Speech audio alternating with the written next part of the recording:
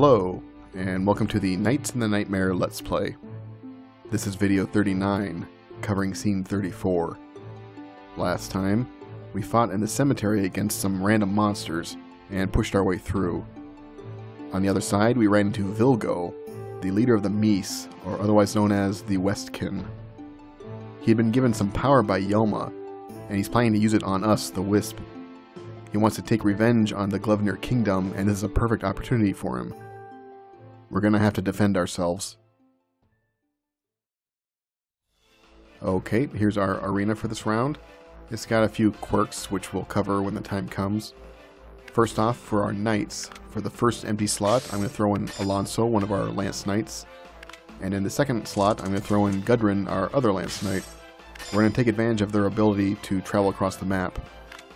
We have some key items to give away, as always. First, a worn face guard for the Hermit Vishna. This will recruit her. And for the NPC Tigget, we have a lantern. Tigget reminds me of the Gravekeeper guy from the Legend of Zelda series. Check it out when you see him. We have 2 inventory slots, so I put one weapon on for the Lance Knights. This weapon here will operate under both Chaos and Law phase, so it's going to be efficient for us. And we have Vision on the field, and I want to take advantage of that. She's a high level, so I'm going to take the opportunity to load up a high level weapon for her to use. Of course, with all that said, there's the elephant in the room, the boss, Vilgo. Let's check him out. Once again, an awesome portrait. I love the contrast and the colors. It's just really well done. I can't say enough about the artists in this game. As for his moves, he can be quite a handful. He's got quite a few shots that'll come at us. And interesting to note, the little notice at the bottom, he's ruled only by anger. So he is driven by his hatred. As for key items, we've got one in the corner here.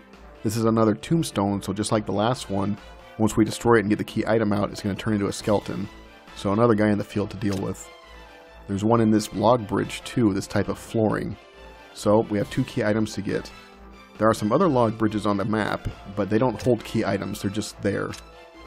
They act as flooring, and so what happens is if we destroy it with a warrior, they'll be removed from the map, and then if you want to try to traverse across them, you won't be able to. So we could use that to manipulate the map, but if we check Vilgo one last time, his movement type is air.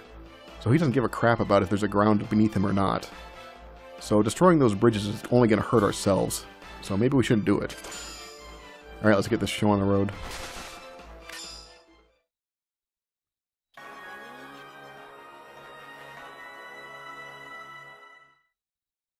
Engage.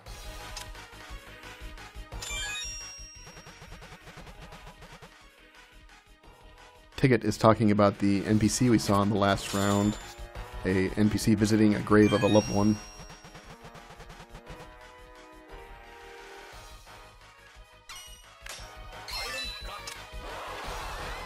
Here's one of Vilgo's moves. He calls in a bunch of ghosts, and they come from the outside of the screen. Unique perspective from where the attack's coming from. Vishna remains something of a mystery to me, and I'll explain a little bit more later.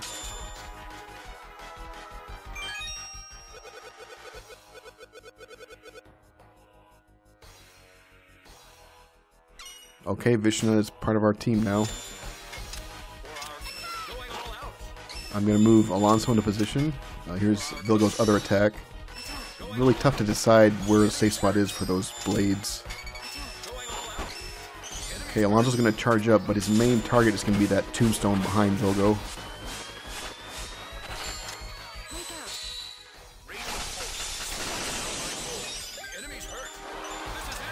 Alright, tombstone has 49% damage. We should be able to take it out in a couple more hits.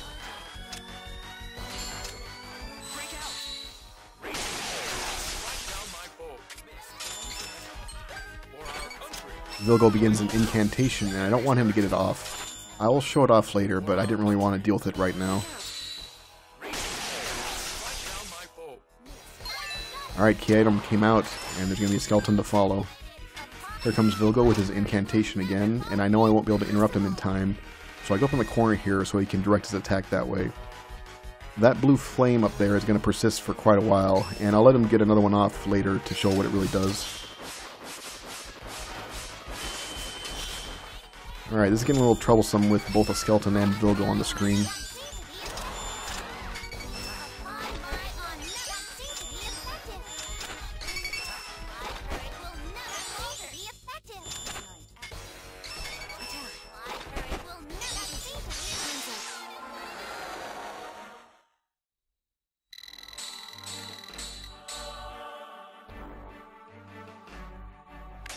So, one key item gotten.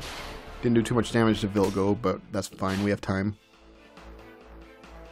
Now, I normally would throw out Vision at this point, but we have a lightning-based enemy there, and she has some neutral daggers, so that'll do double damage. So I decided to leave her in for this round.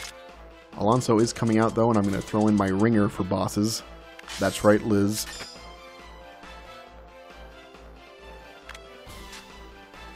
Let's check for some key items. A loose bandage for Garrick. That sounds a little gross, but that's his key item. And of course, one for Vilgo the boss. A dragon bone.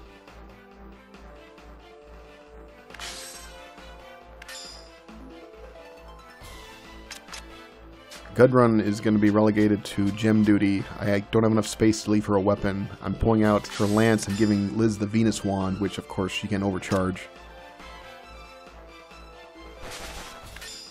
How many times has Liz saved my ass?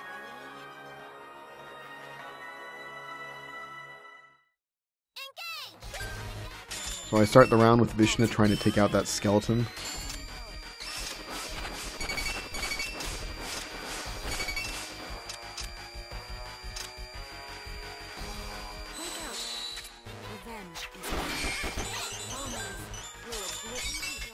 That was some good damage, but he's still standing. Let's finish him off.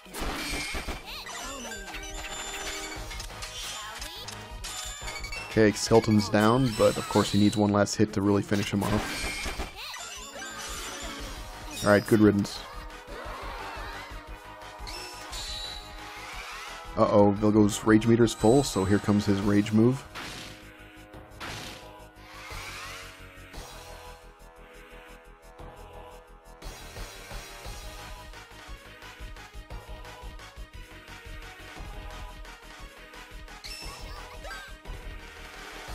And he begins an incantation while I'm dodging. Fortunately, Liz can interrupt him in time.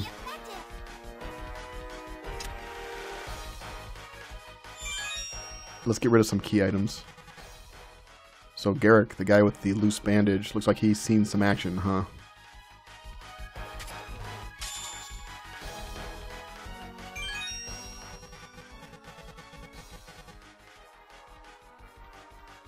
So he's basically saying, you should see the other guy.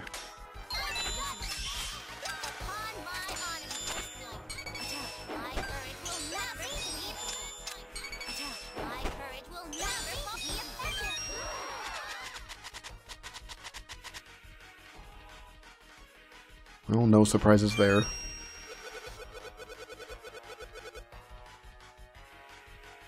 Vishna just seems like she's in the dark to me. I don't really know how much she gets of the overall plot.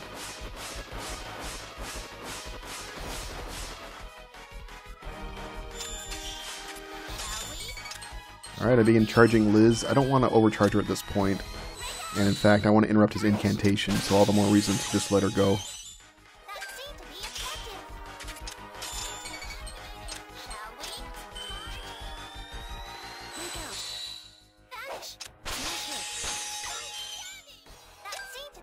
And with that attack, the key item pops out. We've gotten all the key items now. Alright, here comes his rage move again. So what we've got here is a skull spitting out worms. Pretty in line with his theme of rotting away.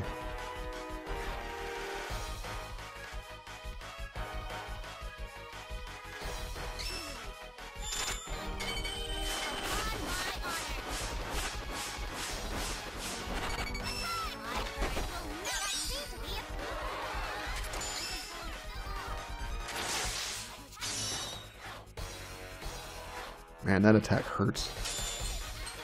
Okay, Liz, let's see what you got. And not enough time to overcharge her. That's fine.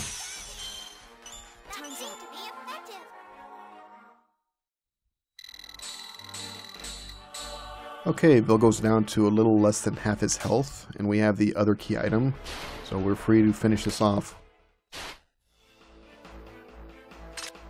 Vision has served her purpose. I go ahead and pull her out and throw in Morozov, one of our permanent wizards. He'll be able to cover a decent amount of ground from where he's at. And I have enough inventory space to give Gudrun her weapon back.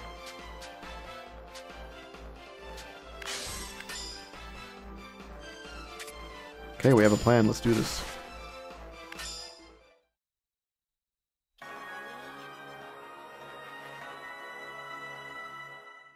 Engage! Behold my power! Break out! Fall into the abyss! Enemies hurt! This is it!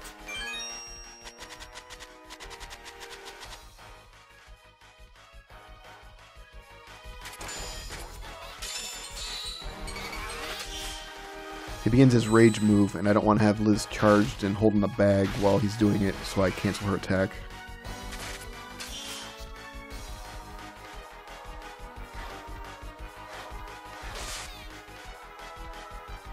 I should have been quicker than that. Kind of reminds me of Aquina's targeting on move. He's getting off an incantation. Oh, nope, request denied. And that blow triggered a rush count effect. We've seen that one before. Any damage dealt will regenerate. In the end, not too big of a deal.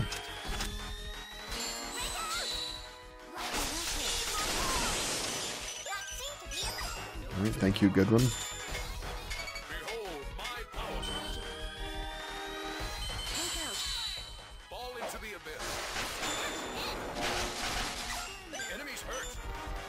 And that attack once again fills his rage meter.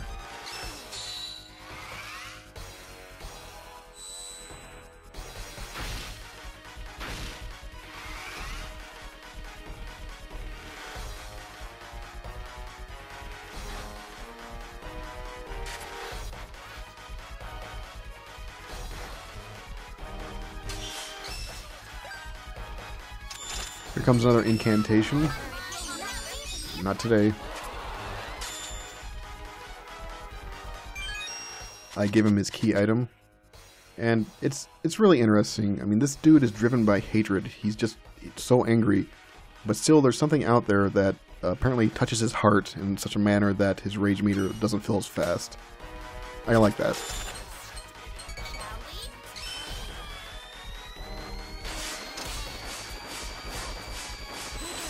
And once again, Liz doesn't have enough time to overcharge. Vilgo is definitely on the ropes, though.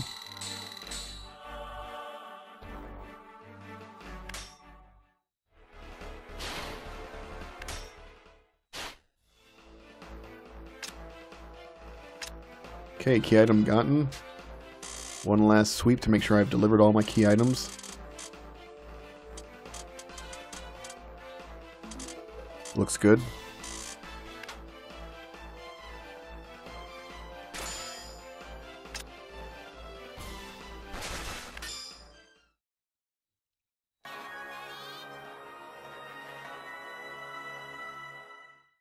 Engage!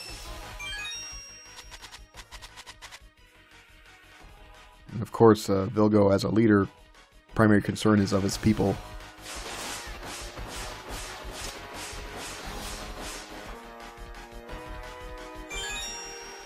Upon my honor. Klaus is another Lance Knight we have in our ranks.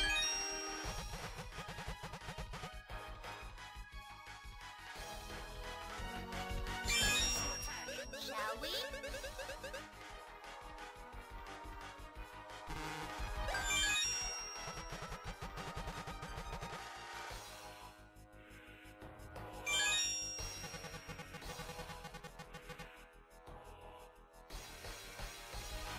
Vilgo's doing another incantation, and I let him get it off this time. There's the blue flame, and it stays there for quite a while.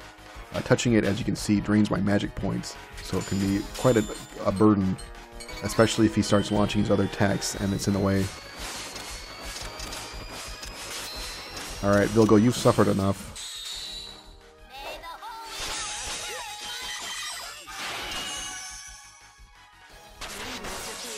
We've won.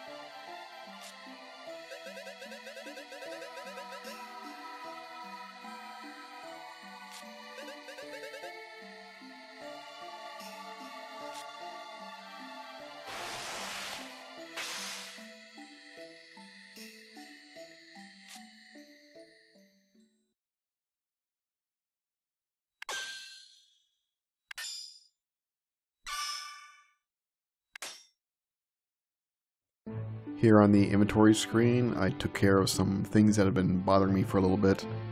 I finally trans-sold someone to Freeber, our other permanent wizard. Freeber is doing okay, he's got decent stats. The biggest thing that's hurting him is that his level's only 19, and that limits the weapons he can equip. So for that reason, I went ahead with a trans-soul. Mahmoud is another fellow wizard that we recruited not too long ago, and we can see here that Freeber will gain some pretty decent stats out of it. Vitality will go up a bit, Law Index will go down a little bit, but he's a wizard so I don't really care too much about the Law Index. Chaos Index, however, will get a big boost. So let's do this. Mahmoud doesn't really have much to say, he just says, alright, do it.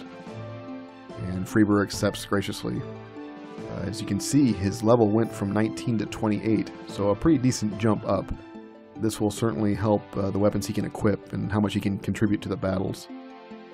In the next screen, we can see he gained 0.06 vitality, so nothing. Law Index went down by 2, but Chaos Index went up by 13, so that's a pretty dang good transfer. I'm happy with this. Next I turn to Alonso, one of our permanent Lance Knights. He's been doing good, he's got decent stats again, but his level's only 28, and he's languishing a little bit behind Gudrun. Fortunately, I found what I thought was a pretty decent match, Natalie, a hermit that we recruited not too long ago. As we can see, he'll get quite a bit of vitality and quite a bit of Law Index out of this. His Chaos Index will go down a bit, but to be honest, my preference is to attack in Law phase with Lance Knights anyway.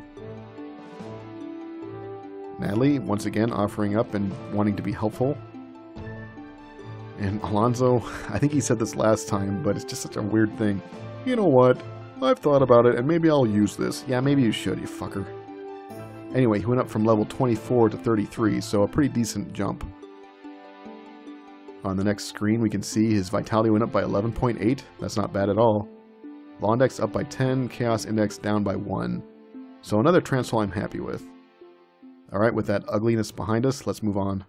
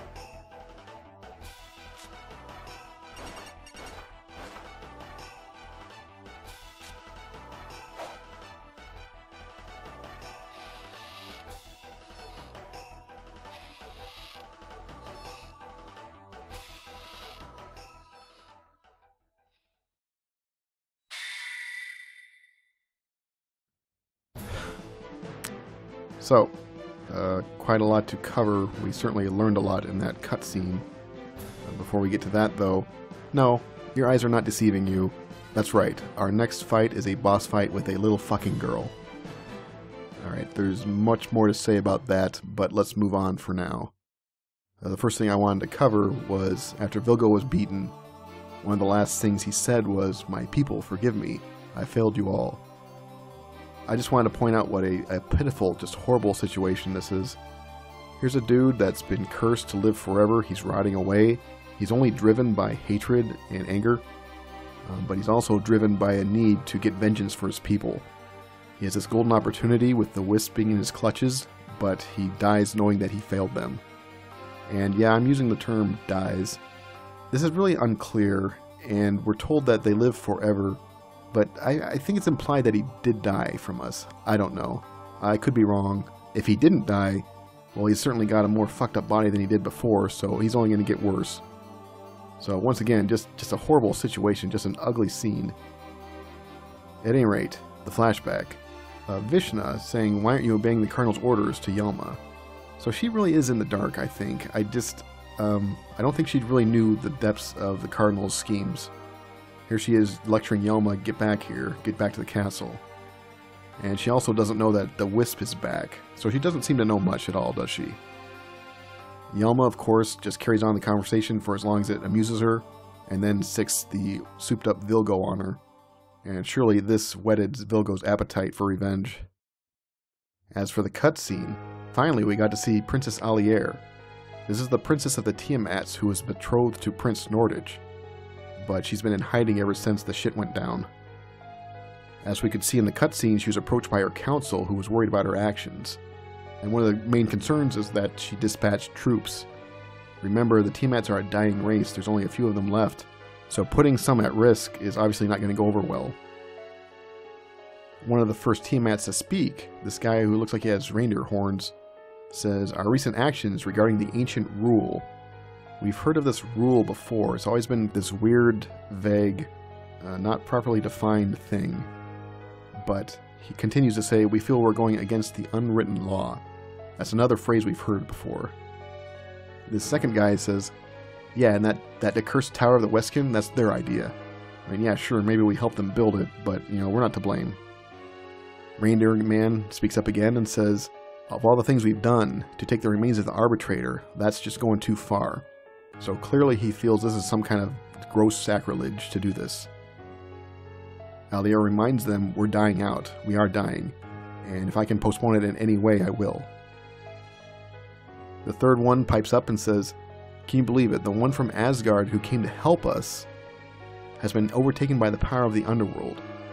So what she's saying is that someone came from the heaven realm, the realm of the gods, to help them, but has been corrupted by the underworld.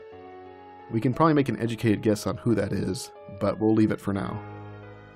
Alier defends her decisions by saying, "You guys all know, if they're allowed to gain the power of the arbitrator, which is, by the way, the greatest in the world, then they're going to begin a war that's going to end us, and not only us, but everyone. We're all dead."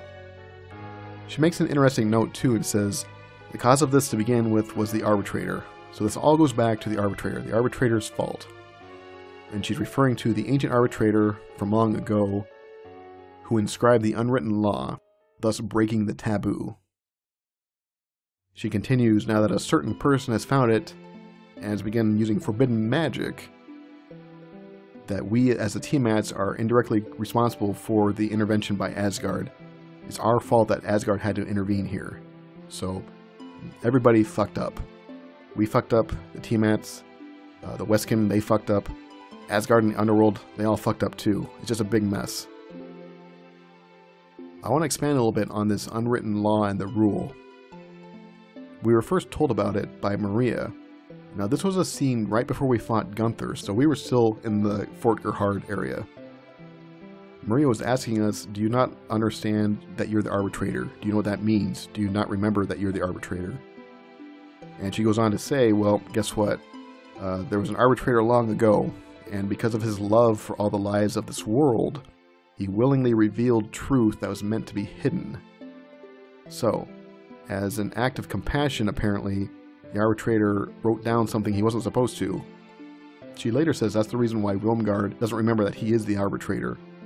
The punishment for doing such an act was to have the memory of that sealed away. So, they didn't take away the power of the arbitrator, they just took away the knowledge that, yes, I am the arbitrator. And ever since then, the knowledge has been lost. In a flashback that we saw, actually right after we killed Capehorn, I believe, we saw Capehorn talking to Yelma and enticing her with the unwritten law, and telling her, "Well, what if it was written down? What would you say then?" Yoma kind of squeals and gets really excited and says, "That can't be." To which Cape Horn says, "Well, yep, it was written by an ancient arbitrator." So here is the thing that the arbitrator wrote down and was punished for. The unwritten law became written. Cape Horn then said that the Tiamats kept it hidden and respected it. So that's where Alier is claiming, well, this is our fault. We had the unwritten law. Apparently somehow Cape Horn got his mitts on it, though. Cape Horn goes on to say, "I need a certain being summoned from the underworld." And that was his bargain with Yoma. "I'll give you this unwritten rule as long as you summon a being for me." His reasons for making this bargain are that Yoma has the skill to do it, the natural ability to pull this off, while Cape Horn himself didn't have that ability. So we know who is disrupting the bounds of the world, don't we? We know who was summoned from the underworld. It was Zul'Gurnark. Finally, we're getting some pieces of the puzzle, and they're starting to come together. As for the Wisp, he ran into Vienna. And this little girl, what is she, like 6? What is she? Anyway, we can see her motives for my mother and father and everyone else. So the weight of her people are on her shoulders. She needs to get vengeance for them. She has said in the past that she was afraid, and now that she knows Vilgo's dead, she must be terrified. But she's pressing on basically because she thinks it's her duty. What a disgusting, revolting situation. And here we are. We're gonna fight her.